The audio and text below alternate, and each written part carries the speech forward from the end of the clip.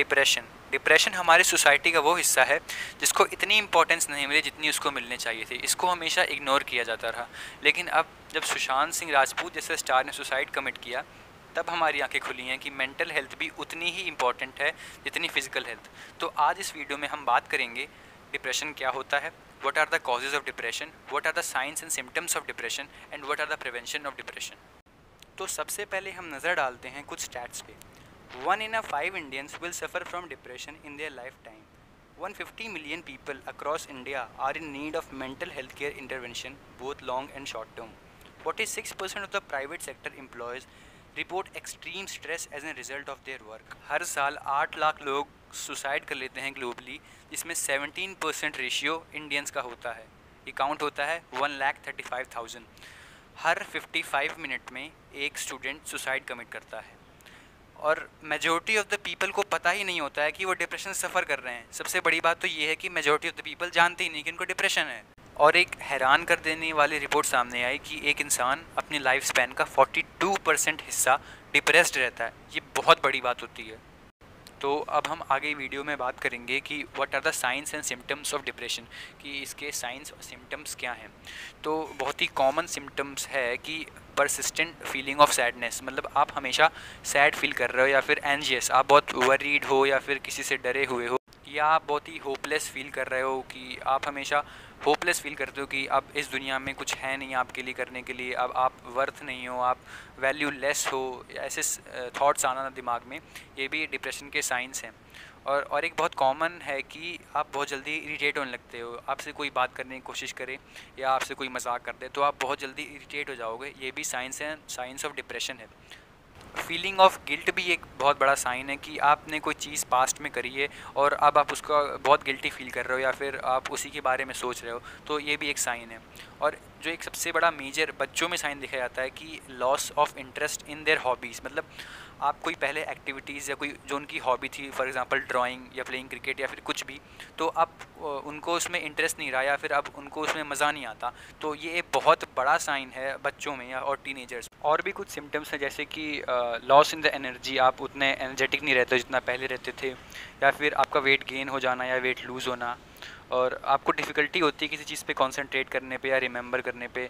और भी कुछ साइंस एंड सिम्टम्स हैं जैसे कि चेंज इन स्लीपिंग पैटर्न, आपका स्लीपिंग पैटर्न चेंज हो गया है, आपको नींद नहीं आ रही है या फिर आप ज़्यादा सो रहे हैं, ऐसा भी कुछ होने पे ये डिप्रेशन का साइन होता है। और जो मेजर साइन है, मेजर थ्रेट होता है डिप्रेशन का, वो थॉट ऑफ डेथ, आपको डेथ के थॉट्स आना या फिर सुसाइड करने के थॉट आना, तो ये सबसे बड़ा एक साइन होता है डिप्रेशन का। और अगर किसी को ऐसा होता है तो जल्द से जल्द उसे या तो प्रोफेशनल डॉक्टर को अप्रोच करना चाहिए या फिर किसी साइकेट्रिस्ट को अप्रोच करें, क्योंकि डेथ और सुसाइड के थॉट्स आना बहुत ही एक्सट्रीम केस होता है और बहुत ही सीवियर होता है।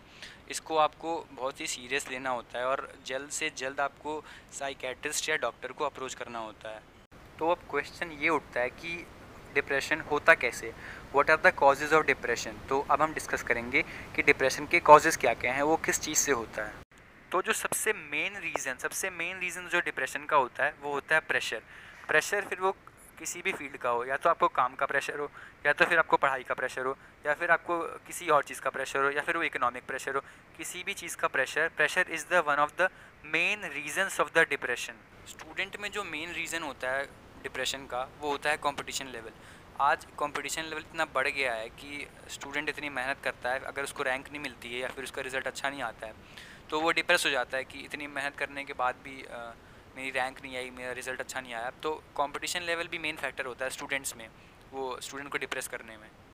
और भी रीजंस हैं डिप्रेशन में जाने के, जैसे कि इकोनॉमिक प्रॉब्लम, अगर कोई इकोनॉमिक प्रॉब्लम फेस कर रहा है तो वो भी एक रीज़न हो सकता है उसका डिप्रेशन में जाने का।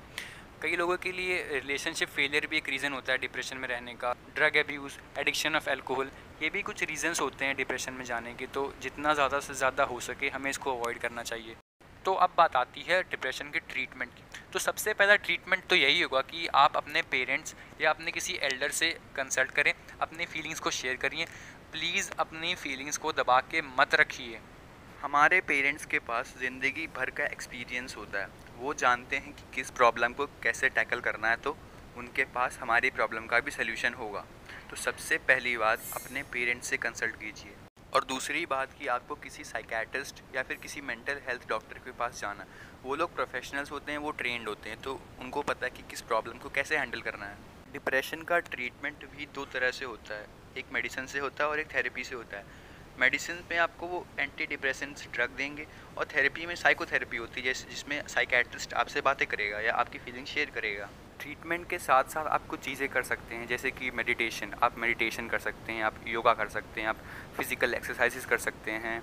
और सबसे जो बड़ी बात और सबसे बड़ी चीज़ जो हमें करनी चाहिए वो है सोशल कनेक्शन, सोशल इंटरेक्शन। हमें लोगों से कनेक्शन आना चाहिए, लोगों से इंटरेक्ट करना चाहिए, अपनी फीलिंग्स को शेयर करना चाहिए अपने फ्रेंड्स, फैमिली या फिर किसी से भी। बस आपको सोशल इंटरेक्शन करना है, सोशल कनेक्शन बनाने। और जो एक चीज़ आपको नहीं करनी है वो है ड्रग अब्यूज़ एंड अल्कोहल। आपको इसके फंदे में नहीं फंसना है, आपको ड्रग अब्यूज़ और अल्कोहल से बिल्कुल दूर रहना है। So this is the end of our video and I hope आपने इससे कुछ सीखा होगा, आपको मज़ा आया होगा। So thanks for watching.